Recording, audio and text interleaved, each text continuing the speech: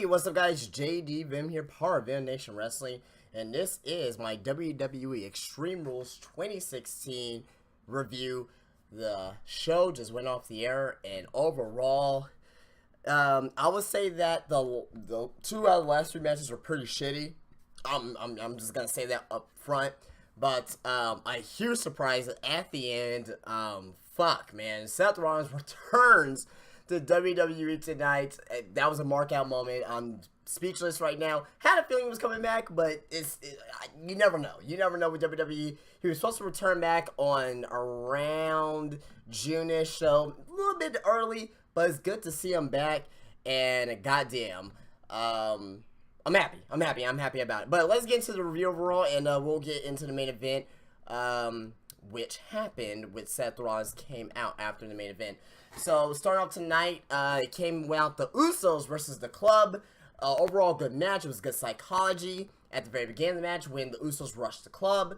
As they were coming out during their entrance, it just made sense because these two are having a feud between the Club and the Bloodline now. I didn't know the Usos and Reigns is called the Bloodline, apparently. That's their name. Not the family, but the Bloodline.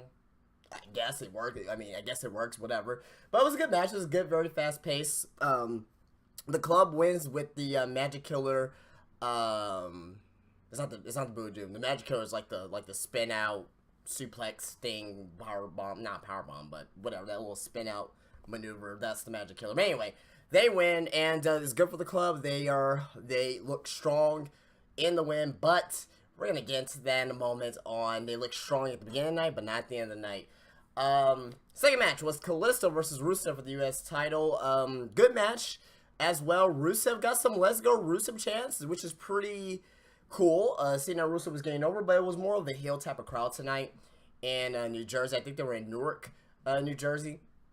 So it was really a heel favorite. Kalisto got some chants in there as well. I think it was a very decent title match. Now, one little thing I'm kind of like about is that when fans say we want Lana, I mean, Lana's there at the ring already. Like, what more do you want? You want her to get in the ring and just fucking wrestle, Kalisto or some shit? Like, what do fans mean by exactly we want Lana when she's there already? I understand she was like not at, during that segment or not at the ring. We want Lana. Okay, I get it. But if she's there already, then okay, there you go. But I don't know. Anyway, the Rusev wins with the accolade. And I thought that was a pretty good match. So he's now your new United States title. Next match is the New Day versus the Vaudevillains. Good promo at the beginning from the New Day. You know how they're going to have the promos. Xavier says he wants to shoot his shots, talking about, he promoted his Twitter, talking about his DMs, and say, yeah, you want to help your boy with some pictures and some videos, preferably with sound. I thought that was pretty funny. Big E calls the Vaudevillain hoes because he has some actual guarding holes when he was when he came out to the ring. So pretty cool. Now the Freebird rule actually matters now with the New Day, because remember it used to be just Big E and Kofi Kingston wrestling all the matches. Now it's Big E. Tonight was Big E and Xavier Woods. So there you go. So the Freebird rule is actually starting to matter a little bit with the New Day, which is pretty good. Overall good match. There was a little bit of a false finish there where the Vaudevillains hit the Whirly Dervish on Xavier Woods. Xavier Woods kicks out at 2, so that was a good little, making a little New Day look even more strong. But it was a very short match, so that's the only thing I gotta say about it. Xavier Woods wins with the Shining Wizard to, I believe it's to Aiden English. I'm not sure if it was Aiden English or Simon Gotch. I don't remember who took the pinfall there, but I believe it was Aiden English who took the pinfall in that match. But anyway, it was a real decent match. It wasn't bad. Next match coming up, the Fair 4-Way for the Intercontinental Championship. This is the match of the year candidate so far. Top 2, top 3 match of the year. Fucking awesome match. Start off slow at first. How great matches like this, they start off slow first, then they just pick up just instantly, like in the last 7 minutes, and that's what they did for this match. They did have a promo package before this match, which was pretty good for the Intercontinental division. Sami Zayn, when he came out, he got a huge pop coming out. Everybody's doing his song, so he had a huge pop tonight, which is very good for him. But it was a very good match. Expect there was a lot of spots. At one point, Cesaro had 2 cuts on his forehead. He got, I don't know if he got scratched or something. It looked like scratches more than anything else. He wasn't profusely bleeding, but he did have scratches on top of his head. And, yeah, a lot of good false finishes here. A lot of pullouts. For example, at one point, Miz pulled out, I believe,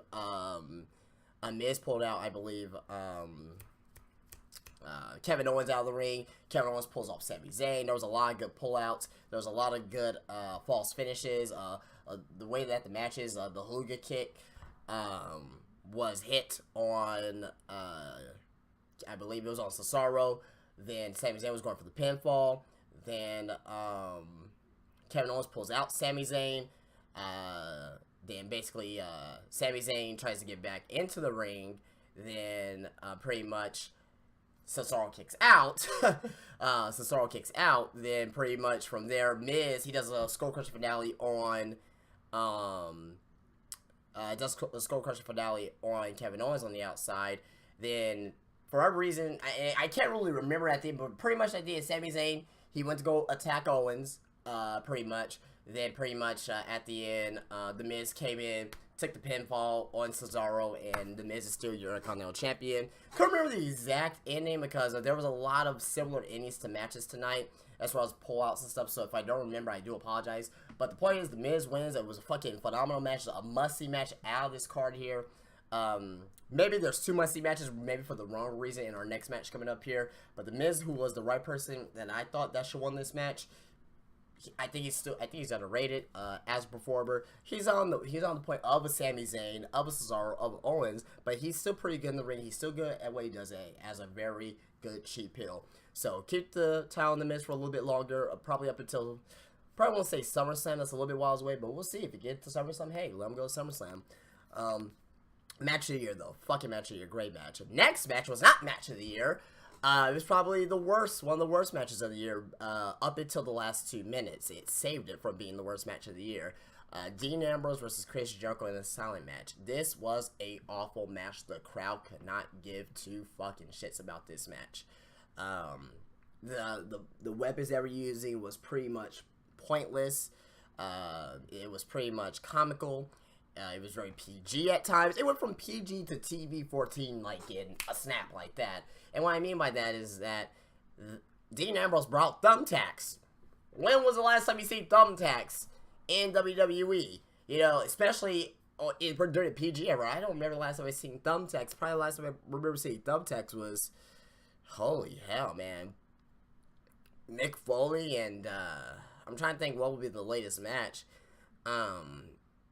Maybe it was the ECW Extreme Rules 2006, maybe, with Foley and Edge versus Dreamer and Funk, or was it Flair and Big Show? I mean, that's the last time I think I've seen thumbtacks that was actually used in WWE. It's actually been almost 10 years, I think. If I'm wrong, I don't remember in 2007 of thumbtacks being used. Nothing in 2008, definitely not 2009. So yeah, and from that point forward, you know, it was really PG after 2008 because of the whole Shawn Michaels Chris Jericho match. But nevertheless, though, shitty match. I mean, this is horrible. They used the barbed wire 2x4. Chris Jericho used it on Dean Ambrose, which kind of saved the match.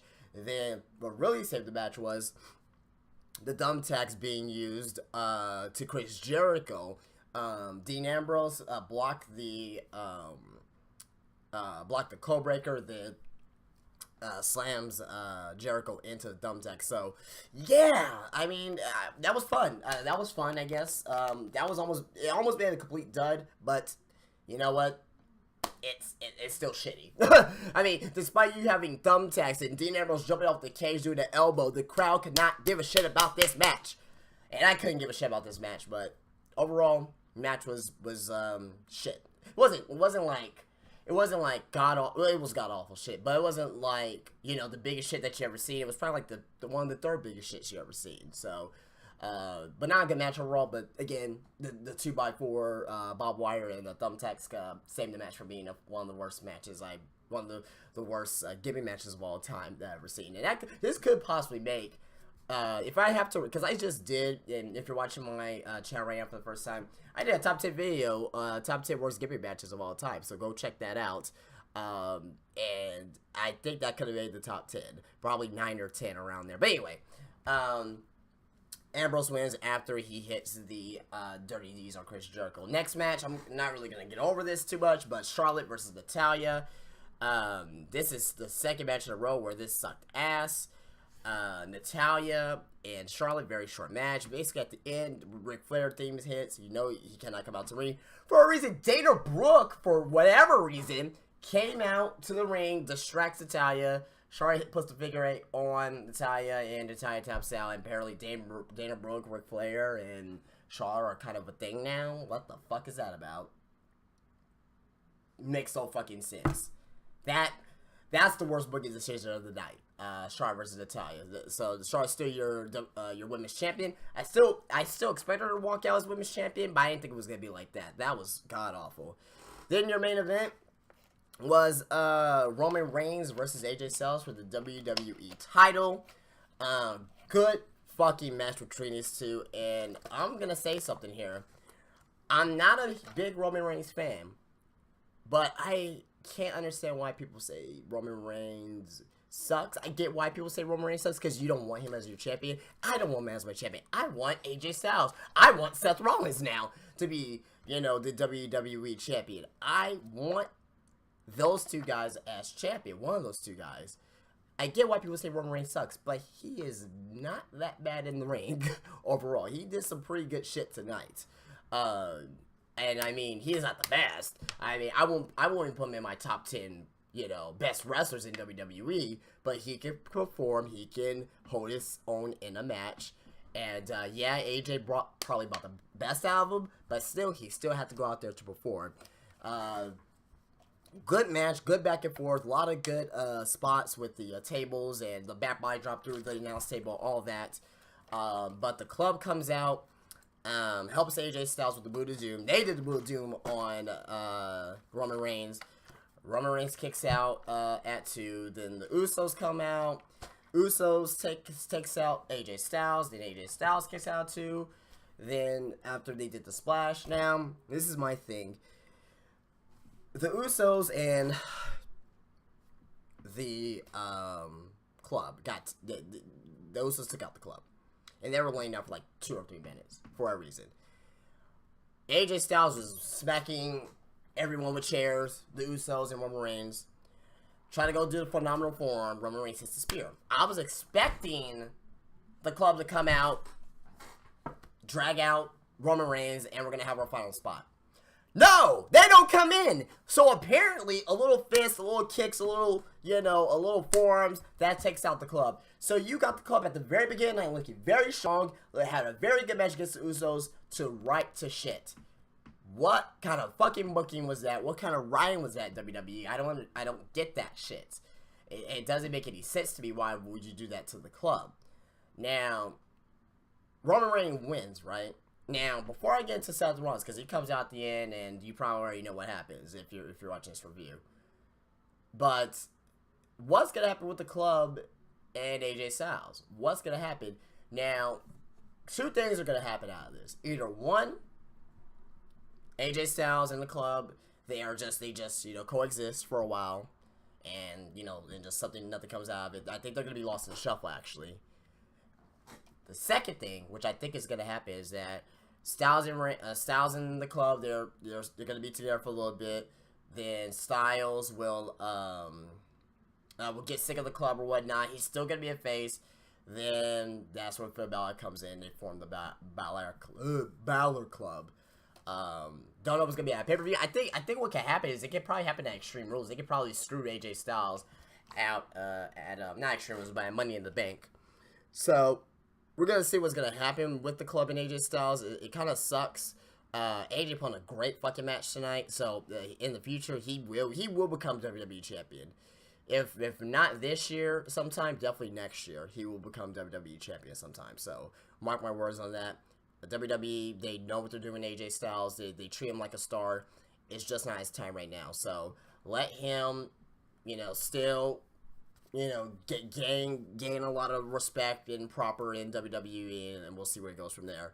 Reigns wins. After the match, Seth Rollins comes out, and I fucking marked out. I screamed. I was kind of mad about the Reigns winning a little bit because oh, that's a fucking cheap victory. It made it all up. It made it all up at the very end. Seth Rollins comes out. He does a pedigree to